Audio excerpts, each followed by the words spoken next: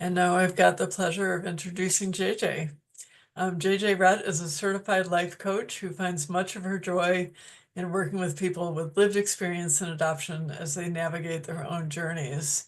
She provides coaching on contract through Adoption Network Cleveland, and JJ is also a volunteer with Adoption Network Cleveland. She's been a member since 2015 when she and 400,000 other Ohio adoptees were granted access to their original birth certificates. Prior to her work as a coach, JJ was the assistant director of admissions at the Juilliard School. She holds a BFA in stage management and earned her coaching certificate in 2024. And with that, and JJ is in reunion with both sides of her birth family and currently resides in Dayton, Ohio with her husband and her 3 young children. And with that, I give you JJ.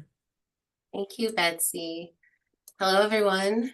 I want to thank Betsy and Adoption Network Cleveland for inviting me here tonight.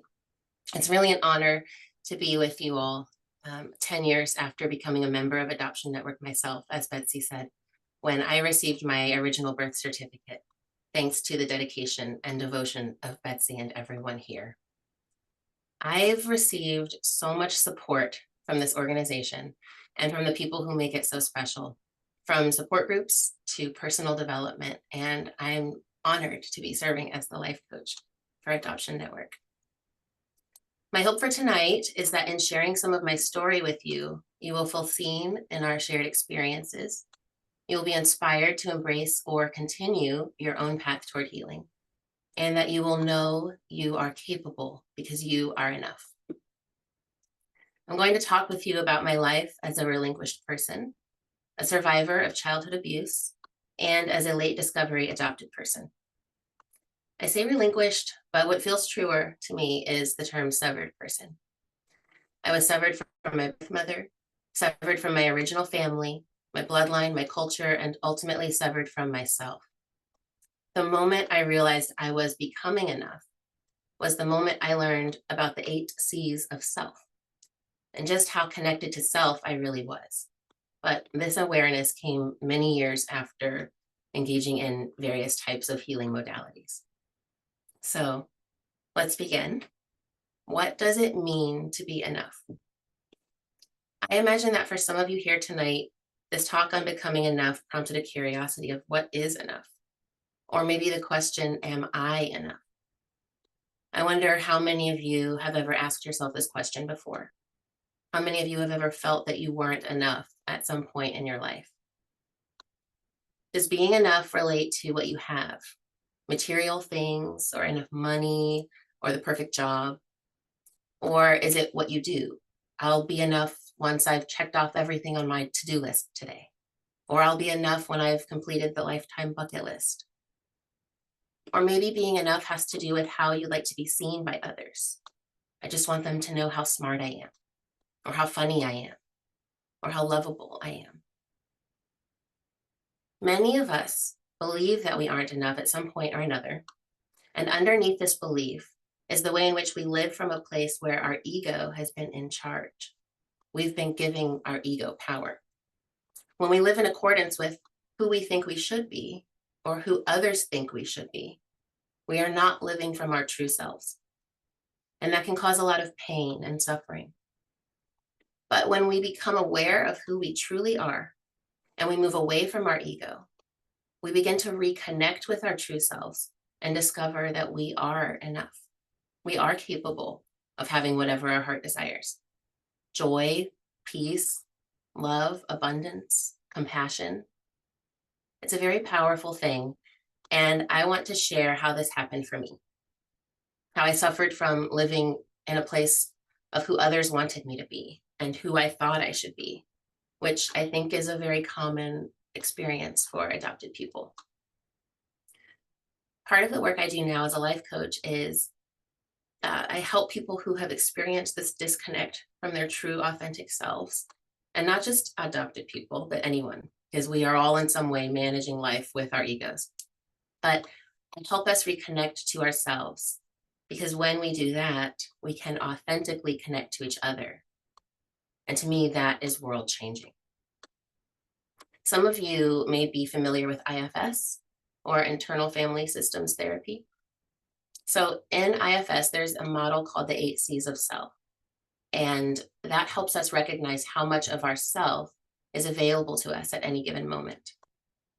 These 8 C's are meant to demonstrate qualities that we embody when we're living from a higher, more creative consciousness or from our true, authentic selves.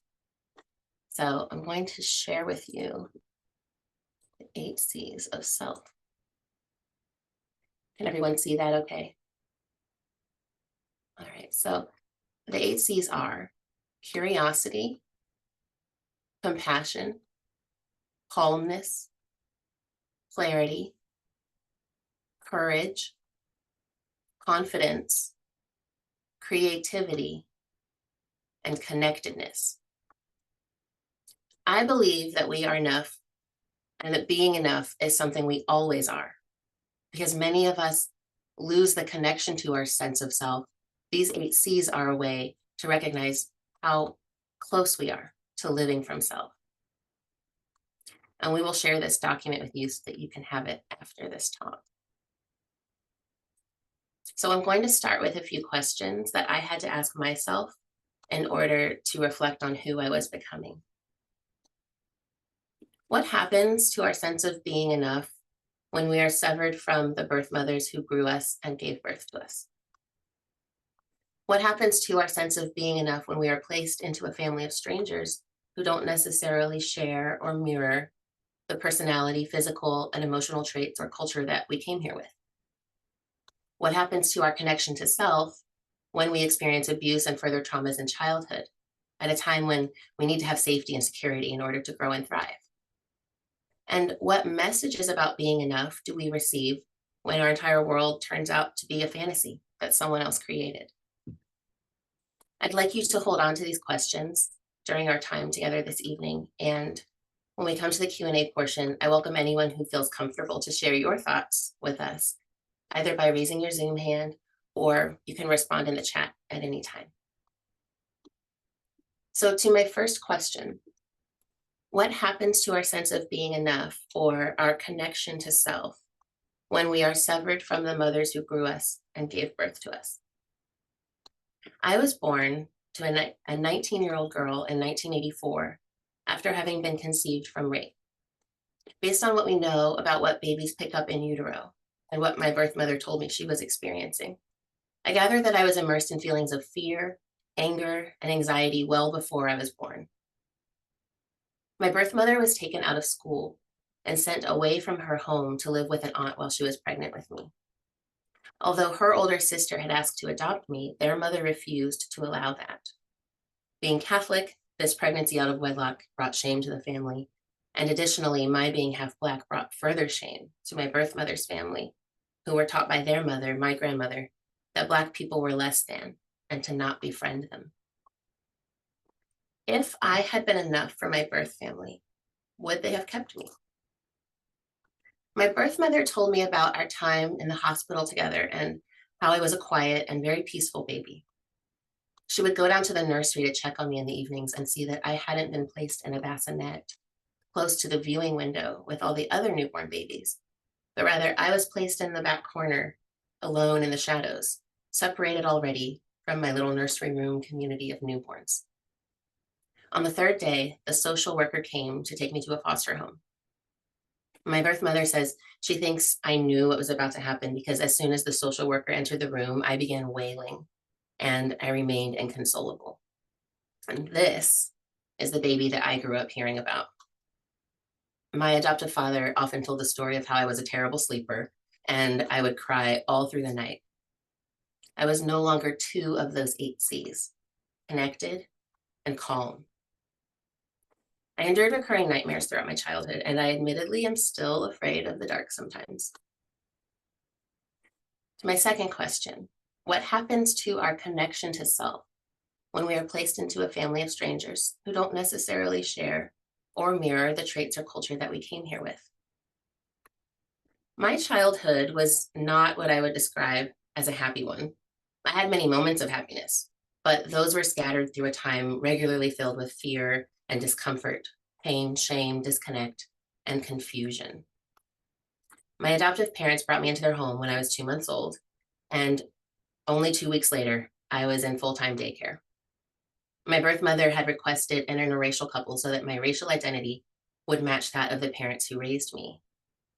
My dad is 100% Hungarian American, and my mom is multiracial with straight brown hair and medium brown skin.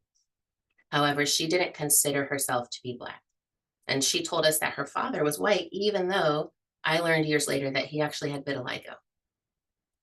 And she told me that her mother was a mix of Chinese, Native American, and some other things, but those other things were very clearly African American ancestry. My adoptive mom looked down on Black American culture and people. And so, in a way, I not only lost my connection to my birth family, but I also lost my connection to my culture, even though my birth mother did her best to try and give me access to that part of myself. What happens to our sense of self when we experience abuse in childhood? By the time I was 3 years old, my parents had divorced, and my brother and I moved out of our house with our mom. My mom was verbally and physically abusive to us as far back as my memory goes, and my earliest memories are from around age 2. She often berated us, yelled at us, and made comments that made me tremble if they didn't bring me to tears. Many nights I cried myself to sleep. If I had been enough for my adoptive family, would I have still been abused? I want to share a picture with you. This is a picture of me from the first grade. And I want to share how this photo was a reminder for a long time of something very deeply hurtful and how I used it to rebuild my connection to myself. So when the school pictures were delivered to my house, my mom opened the package and I saw her face change and I saw her brow furrow. And she looked down at me and she said, "Why did you make this face in your school photo? What's wrong with you? I paid for these pictures and you had to go and make an ugly face like that. I ought to have you retake these. What is wrong with you?" 6-year-old me internalized the life out of that moment. From then on, I knew there was something wrong with me. There was something wrong with how I looked, that I was ugly on top of being stupid and lazy, as I was often told. And I knew that I'd wasted my mom's valuable money. So you can imagine what this did to my sense of self-confidence, one of the 8 C's, and my sense of self-worth as I grew up. A few years ago, a box arrived at my home. By that time, I'd been estranged from my mom for over 10 years, but by then her sister, with my permission, gave her my address so that she could send me a few things from her storage that she was cleaning out. The box contained some old artwork and trinkets from my childhood and a few old pictures. And one of the pictures was this first grade school photo. As soon as I saw it, I heard my mom's cruel words again. But this time I was also able to see who she'd been speaking them to. How could someone be so hurtful to a child? I took the picture of little 6-year-old me and I set it up in my bedroom. And I made a point every time I looked at her to tell that little girl how beautiful she is, how perfect she is, and how loved she is. I told her multiple times a day until those times grew fewer and fewer. And I eventually realized I wasn't telling her out loud anymore because she didn't need to hear it. She felt it and she knew it. And so I found this to be an unintentional yet very effective way of reparenting myself and beginning to reestablish my connection to self. Now, one of my mom's earliest teachings was what happens in this house stays in this house. She parented with a mix of fear tactics, manipulation, and lies. I was 13 the last time she tried to hit me, but by that time I was nearly her size and I grabbed her hand before it came down on my face. And that was the first time I'd ever stood up to her. And it was the first time I'd ever felt my own power. When I was 15, I was subjected to sexual abuse when my mom's live-in boyfriend exposed himself to me one day after I came home from school. I was terrified. I locked myself in my room until my brother came home from his school about 30 minutes later. And I wrote about this incident in my journal. And I would lock myself in my room every day after school until my brother was home. And this went on for as long as I could bear it. And one day, about 3 months later, I decided to leave my journal laying out on my dresser. I intuitively knew that if my mom saw it, she would violate my journal's privacy. And this was the only way I could manage to ask for help with what had happened. I was too afraid to tell my mom in person, and I'd already learned that what happens in this house stays in this house. So there was no way I was going to tell anyone else than my best friend. And I had sworn her to secrecy. So my mom did find my journal and she did read about her boyfriend. But what I thought would be a cry for help answered turned into the most devastating moment of my life, as far as I could remember. My mom confronted me about what I'd written, and she asked me, "Is it true?" And I said, "Yes." And I asked if she would kick him out of our house now. She threatened to kick me out when I was only 10 years old because she hadn't liked my attitude that day. And she told me she would think about it. This answer to my question cut through my heart and shattered it. But in the days that followed, I contemplated my world and what kind of life I was living. I became aware that my own mother didn't love me, at least not in the way I needed to be loved, to be protected and cared for. And everything society told me about what a mother is was profoundly untrue for me. This realization loosened the chains that I felt had bound us together as mother and daughter.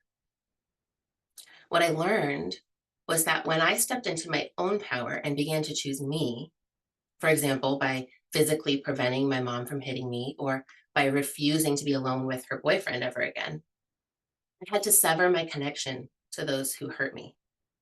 And this severing on my own accord would eventually provide for me the foundation to begin reconnecting to self.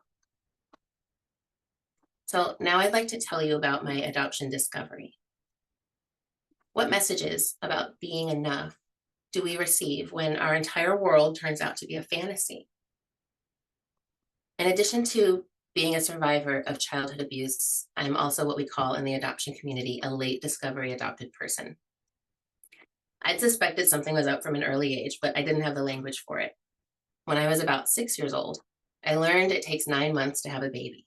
And well, my brother and I are only 7 months apart. I remember being told quite often about my brother being born premature. And so it's possible we were told this as a way to manage whatever questions might come up. By the time we were in high school, we'd make jokes about him being adopted because he didn't look like anyone in our family. And the thought that I was also adopted crossed my mind, but there were so many people in my family, friends, and even strangers who remarked on how similar my mom and I looked. And we were often mistaken for sisters. I recall a pediatrician appointment where my mom was giving her and my dad's family medical histories as our own. And I was silently wondering, would she really lie to a doctor? As teenagers, when we started asking our mom if we were adopted, she responded with anger, sometimes rage, telling us that we were stupid for asking such a thing. But one night, when I was 20, my dad heard my brother and I making jokes, and he finally decided to tell us the truth. Not only was the rug swept out from under my feet, but my whole sense of reality dissolved with the confirmation that I was not who I thought I was, and that everyone I loved and trusted had been lying to me my whole life. The room started spinning, and I found myself in the middle of what felt like a hurricane for a minute. And when the room stopped spinning, my dad was asking me if I was okay. How does one answer that? Am I okay? I'd just learned that I'd been living my own version of the Truman Show, and I felt like I'd just been thrown off a cliff and was expected to save myself. But on the other hand, I felt immense relief because I finally had confirmation of something I'd suspected for so long, and I wasn't related to my mom. And I was so happy to not be related to someone as cruel as she was. And so I hung on to that feeling of gratitude. I didn't know if I was okay. This lie told me that I wasn't enough for them. So they created an identity for me. The only thing I knew was that I needed to find out who and where I came from, and I had to find out who I truly was. I spent about a week feeling depressed and disoriented and very alone. And I was trying to make sense of my life and what I thought I knew and who I thought I was. And then I asked my dad to tell me where they adopted me from. So then I contacted Catholic Social Services and asked for my birth certificate. I was only able to receive my non-identifying information, but receiving this made my being adopted much more of a reality to me. There was actually documentation that I was born into another family and sent to live in the one that I'd been raised in. I read those 2 pages over 100 times because it was all I had to anchor me to my new reality. And I was told by Catholic Social Services that I could petition the court for the release of my original birth certificate, so I did just that. After a couple of months, I learned that my petition was rejected. I'd never felt so hopeless. I was angry, I was hurt, and I was even more confused. I cried into my pillow for an hour because I'd never wanted something so badly, and it was excruciating not to have it. I'd spent my whole life being lied to by my family and not being trusted with my own story, my own history. And then the government was telling me that I had no right to my own information either. I felt completely devalued and powerless.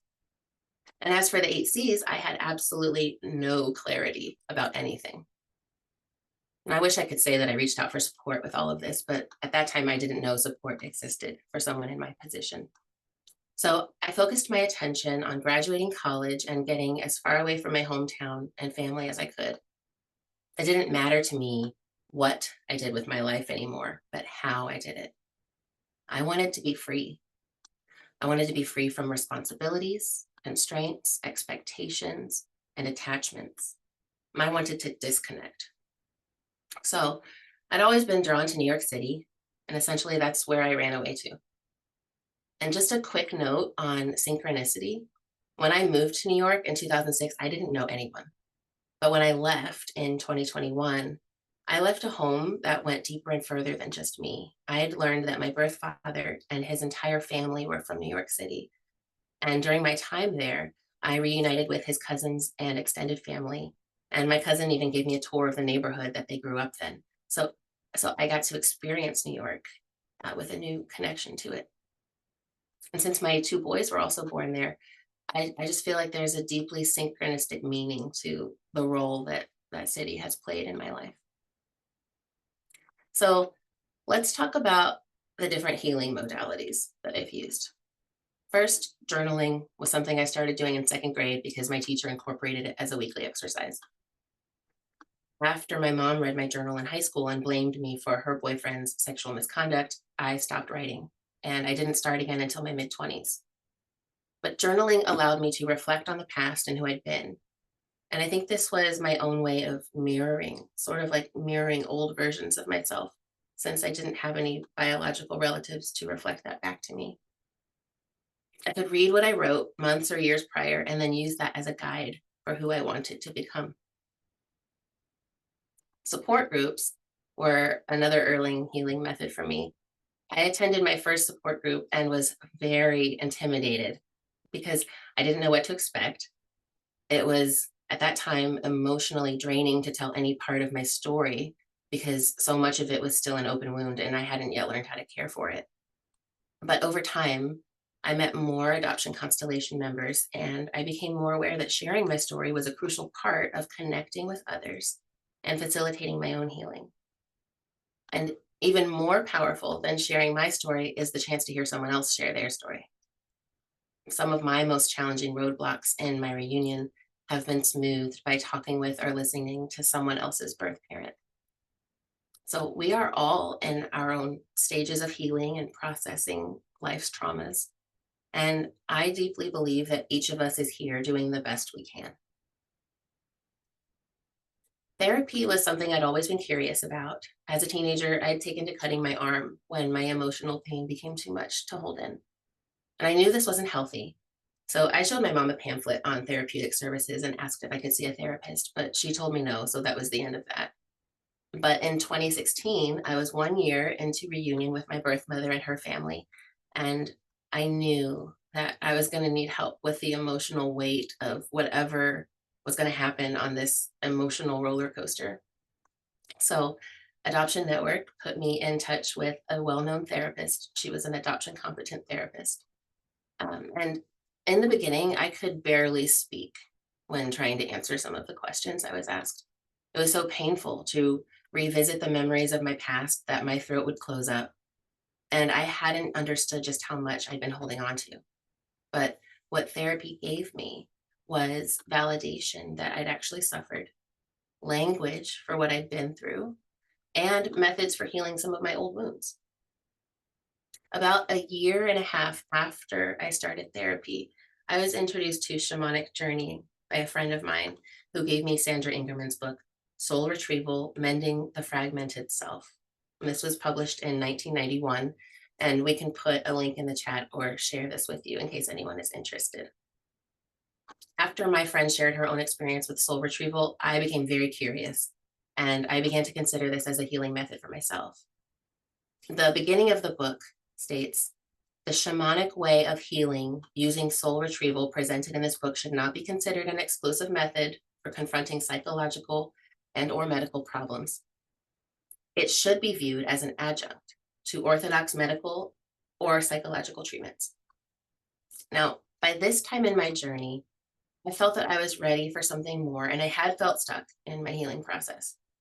I'd been journaling, I'd been attending support groups, I'd been an active member in my late discovery group on Facebook, and I'd absorbed a lot from therapy, but I felt like there was still something blocking my progress. So I booked a session with the shaman who had helped my friend. She was a native of Dublin, Ireland, and she practiced Celtic shamanic healing, which I was drawn to because of my Irish, Welsh, and Scottish ancestry on my birth mother's side. So I was instructed to stay off the news for a few days beforehand. I'm sure we've all heard that a lot lately. I was instructed to meditate, pray, and keep my intention for myself in my heartbeat and in my breath. In the session, the shaman asked me some questions, and I talked about my childhood briefly, but I mostly spoke about being a late discovery adopted person and having just entered reunion with my birth family. This healing session took place about 1 month after I'd found out who my birth father was. And at the same time, I'd lost him all over again. I learned that he died the year before Ohio opened closed records, but his entire family immediately accepted me with open, loving arms. So the session was broken into 2 parts. In the first part, the shaman would take a spiritual journey to introduce me to my power animal. And in the second part, she would search other dimensions for parts of my soul that had been fractured from trauma and had left, and she would bring them back to me. So I lay down on a massage table and was instructed to close my eyes as drumming played in the background.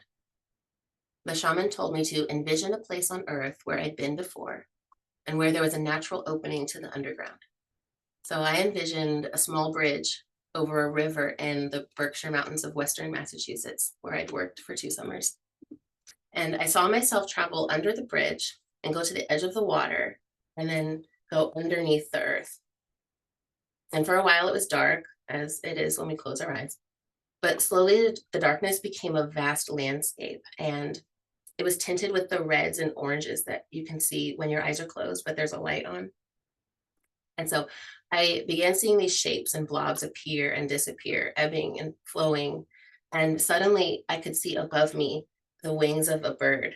It was like an eagle or a hawk. And I saw more shapes for a while, and it felt like nothing much else was happening. And then in the distance, I saw a shape more like a silhouette, became recognizable as a horse. And it was running very fast across the landscape. And then I saw the profile of the same horse very close to my face. And I realized that it was a black horse with shiny, smooth looking hair. And I saw this black stallion running and running again and again. And it didn't seem very interested in me, but I knew that it wanted me to know how wild and free it was. And then the horse ran off into the distance, and the shapes and blobs began to recede. And in the landscape where I had been standing in my vision, it became more of a tunnel. And I was aware of the drumming still playing in the room, but I focused my attention on this tunnel and how the reds and oranges and yellows were ebbing and flowing like a pulsating tunnel. And this happened for a while. And then the tunnel became a bright flash of white light. And mind you, My eyes were still closed, but it was as if somebody had opened the curtains on a sunny day with the room being dark. And so soon after this bright light flooded my vision, I felt the shaman blowing into different parts of my torso and my head where your chakras are located. And when we finished, she asked me what I'd experienced. And I told her about the wild black horse running. And as well, I told her about the wings that I had seen above me.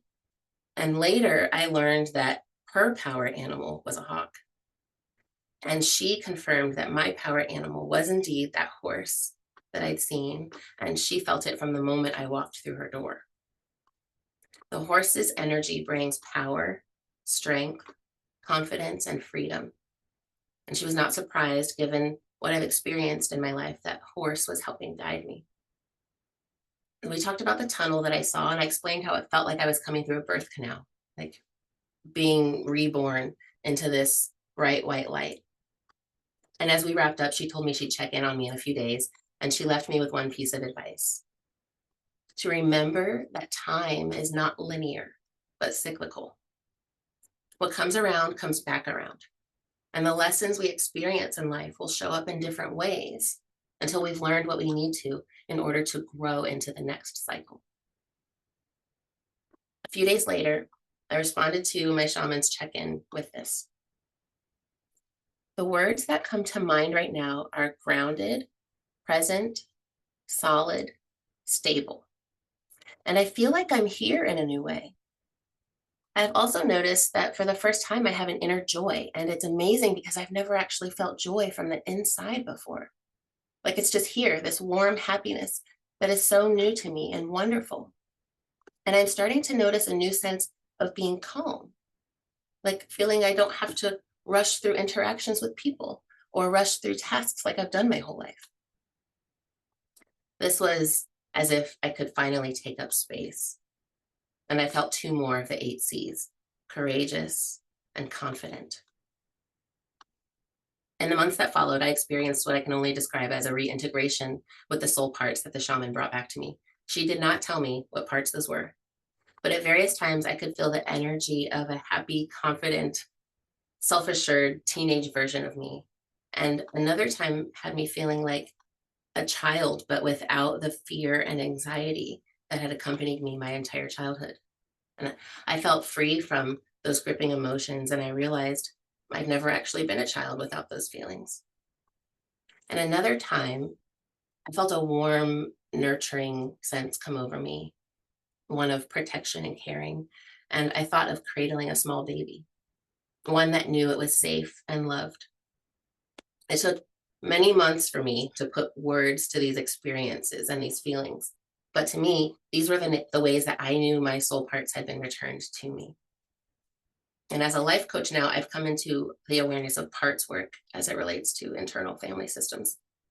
And so as I'm learning more about this, I'm reminded of how soul retrieval can be another way to recapture these lost parts of ourselves, another way to reconnect to self. I want to briefly touch on meditation, which is a healing modality I'm sure many of us here have used. The practice is called RAIN, and I will just share briefly. Can you all see? RAIN is, it's a meditation practice that was started by Tara Brach. She's a clinical psychologist and Buddhist meditation teacher. And she's the creator of this practice, but it's also in alignment with the coaching training program that I took. And so RAIN is an acronym for recognize what's going on, allow the experience to be there just as it is, investigate with interest and care, and nurture with self-compassion. So this practice of radical compassion has brought me more of the 8 C's: calmness, clarity, and compassion. And we will also share this document with you in case you'd like to practice this meditation on your own. But of all the modalities that I've explored, Coaching has given me the greatest insight into my journey toward becoming enough. As a client who received coaching, I did some of my own inner critic work. The inner critic is defined as the mouthpiece of our ego. And as I mentioned before, the ego is defined as who we think we should be rather than who we truly are. So I worked with my coach to discover what my inner critic or ego wanted from me and how I could live more from my true self rather than from the place of who I thought I should be or who others wanted me to be. I learned that my inner critic kept me safe during my childhood experiences, and it provided protection and it fought for my well-being. As a child, I needed a safe space. I needed boundaries. And so I made myself smaller and nearly invisible in order to achieve this sense of safety. My natural exuberance was squashed, and my authentic connection to self was severed. In one coaching session, after doing some somatic work with my coach, my body received the realization that I am no longer the unwanted baby. And I became aware of the ways in which I am now held by my family, by my community, and by my own future self. So, in my experience, becoming enough was a spiritual realization. Coming to this understanding requires us to abandon our attachment to our egos. As an adult, I no longer need the protections my inner critic was imposing. Through coaching, we can shift our relationship with our inner critic to one where we recognize what it's trying to do for us, but continue to live from a place of our true selves. For me, this often looks like acknowledging what my inner critic needs to tell me and then sending it on its way with a gentle pat on the head, sort of how you'd send a puppy or a small child along. Like, okay, thank you, off you go now. For example, when I take the risk of being vulnerable with others, I step into the possibility of being seen, accepted, and held. We must not give our power over to the inner critic, but instead we allow whatever feelings and thoughts come up, and then we choose where to put our focus. I focus on knowing that I don't need to make myself small in order to feel safe anymore. I am capable of being vulnerable and safe. I can live from the place of my true self. I am enough. And so when we choose to develop these 8 C's, we are practicing becoming enough. You can use the 8 C's as a way to become aware of your connection to your true self. And you may notice that when we are disconnected or severed from ourselves, many of the 8 C's are not very present. So to review, the 8 C's are curiosity, compassion, calmness, clarity, courage, confidence, creativity, and connectedness. As you've heard, there are many ways that I reconnected to self: therapy, journaling, attending support groups like we have here at Adoption Network, soul retrieval and shamanic healing, and coaching. Receiving coaching was so meaningful and transformative for me that I decided to become a professional coach myself. What I learned was the transformative power coaching can have and how it connects us to ourselves and to each other in the simplest yet most profound ways. As a coach, I help my clients become their best selves. I serve the person rather than fixing a problem. And I guide clients away from a destructive or controlling mindset toward a more creative, life-giving one. I am gathering the tools to continue on my own healing journey, and in my work, I hold a lantern for others who are walking their own path by helping them identify who they truly are and by guiding them on their path to realizing that they too are enough. As the shaman told me, time is cyclical. And I believe that when we live from a creative level of consciousness, becoming aware of our true selves, then we're always growing. We are not today who we will be tomorrow, but in each moment, we are who and what we need to be in order to get to the next moment. I like to think of this as ripples in a pool of water. Each ripple cannot be without the one that came before it, just as each of us cannot be who we are today without the experiences that got us here. We are exactly who we need to be in this present moment. And I've learned that I deserve to live boldly, abundantly, and joyfully.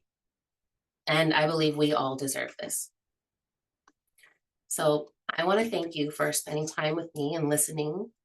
And if anyone has any questions, please put them in the chat or raise your hand if you're curious about anything. And if anyone's interested in coaching, I offer complimentary 30-minute intro sessions. You can visit the website or speak with Ty to learn more about that. Thank you. Thank you, JJ. That was wonderful. Really riveting. We had a couple questions in advance and a couple that were posted while you were speaking. So I think I'm going to start with the two that were posted while you were speaking because they were pertinent to some of the content. And I think they might be both from the same person. So I don't understand what motivates people who are abusive to adopted children. Do you have any insights to that? That's the first question. I think there's the phrase we all know, hurt people hurt people. And when you come from a place of compassion and when you've been able to develop your sense of compassion for everyone, then you have to understand that they are hurt and they don't have another way of being. So the cycle continues. People who haven't healed their wounds of abuse themselves tend to repeat abuse to others. So it's not maybe something that we want to understand, but if we hold compassion that they too were a child at some point, they too came into the world like we all did, and things happened to them, then there's maybe a little bit of compassion to be found. That's what I did in my experience. Thank you. And then the other question is, why do you think your adoptive parents chose to adopt? Yeah, that's an interesting one. My mom was a collector of things and people. When my parents were getting divorced, they were actually in the process of adopting a third child, and I don't remember being told much about it. Just one day she was gone. I was 3.5, 4 years old. And, as I grew up, I would have memories of this baby and I would ask what happened. And they said, oh, she went away or she went to live with another family. My mom was a shopaholic. She liked to buy things and accumulate things. And I think that transferred over to people.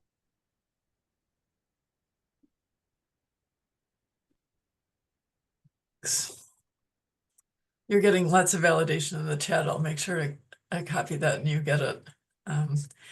So the questions that we had, and feel free if anybody has questions. So far, it's mostly comments. But one of the questions that we had prior to your presentation was, and you touched on these a little bit, but if race was a factor in your struggle, how would you advise adoptive parents of children from another race? So in my experience, like I'm not a transracial or transnational adoptee.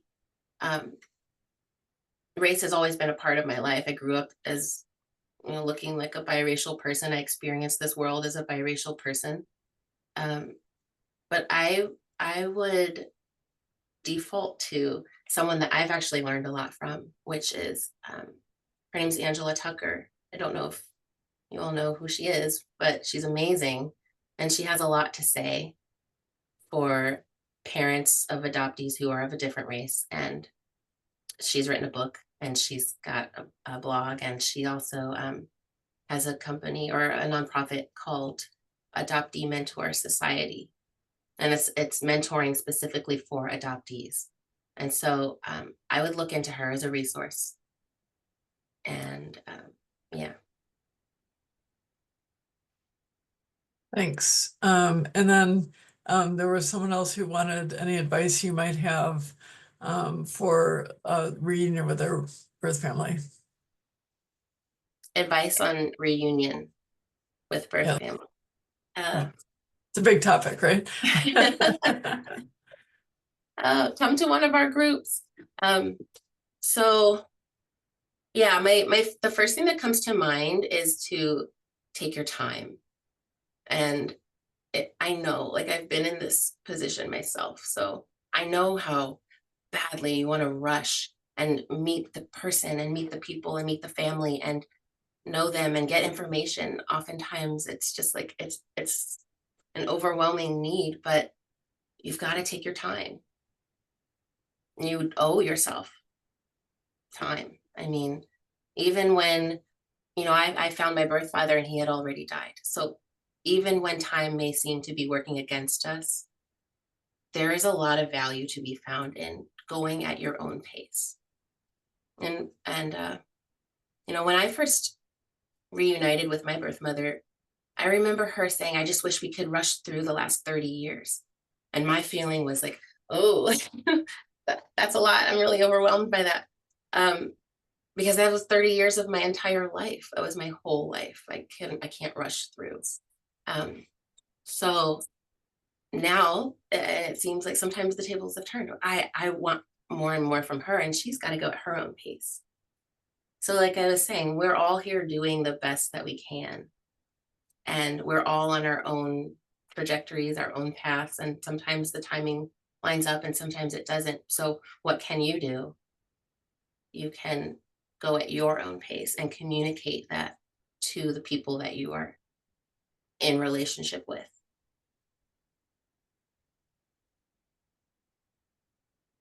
And I'm sure I could think of more things, but that's the number one. Thanks. A little more question, a question a little more about your background, if you're willing to share. The question is, were you born and raised in Dayton or some other part of Ohio? And were both you and your brother adopted? Yeah. I was born and raised in Dayton. I live in Dayton now. I went on a whole journey. I left, went to New York. I went to North Carolina and I didn't know North Carolina was going to be 2 years of really profound healing for me. But I'm now back in Dayton. So I've come, it's not even full circle because um, I've changed my name and like I've found my family and I've created my own family. So I feel like I've come back to my hometown, but I'm a whole new person. But yeah, that's where I live now. That's where I'm from. My brother and I are both adopted from separate families. And people used to think we were twins because we're so close in age and we look similar.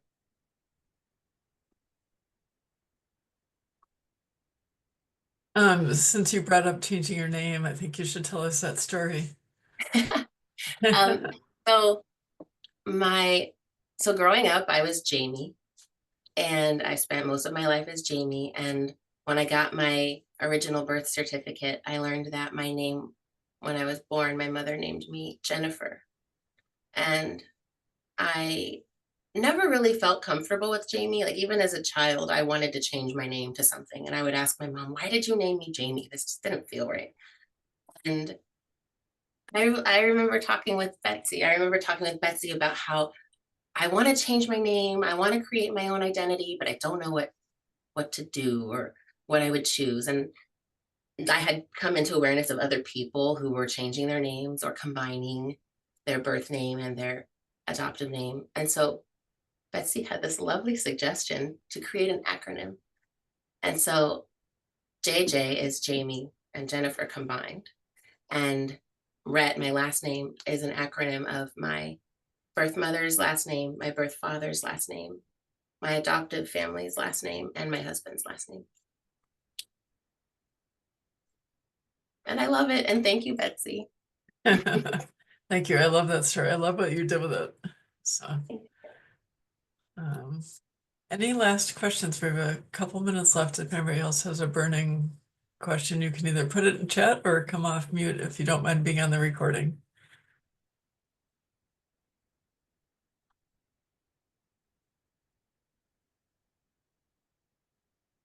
You've left everybody speechless, JJ, I think.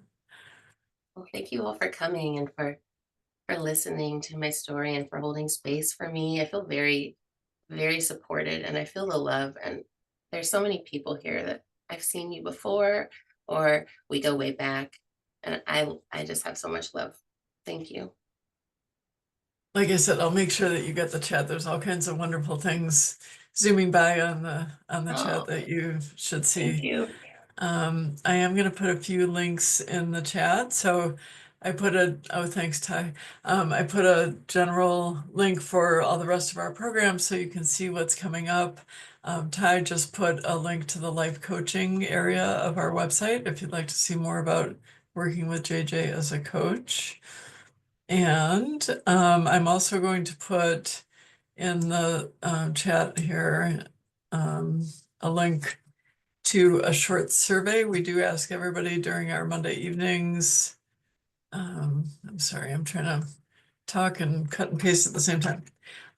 During our Monday evenings for your thoughts about this evening and also any ideas you have for the future. So please do take a minute to do that survey. It's brief. I also want to call your attention to couple upcoming things. We're taking about a month break on our Monday evening speaker series because we've got a big conference coming up in a couple weeks. So March 20th through the 23rd is a conference here in the Cleveland area. And I hope that people will consider coming. And if I can do this, I'm going to put a link for that in the chat as well. So we won't be having a Monday evening speaker series session until April 7th, but then we will resume. And that one is called A Journey Back to My Ancestral Roots. And it's with an international transnational adoptee named Adrian Vaillancourt. And so you can see more about that on our website. We do take a break from Monday evenings during the summer. So we'll have a few more Monday evenings after that through April and May, and then we'll resume again in the fall. I think that's all the links I had to share. But thank you for coming this evening. And Adoption Network Cleveland is a nonprofit organization. We serve individuals and families that are touched by adoption, kinship care, DNA discoveries, etc. And we do a lot of advocacy work. We are a membership organization, so we ask that you consider joining us to help support our work and to stay connected. And we hope that you join us at future programs as well. So thank you very much.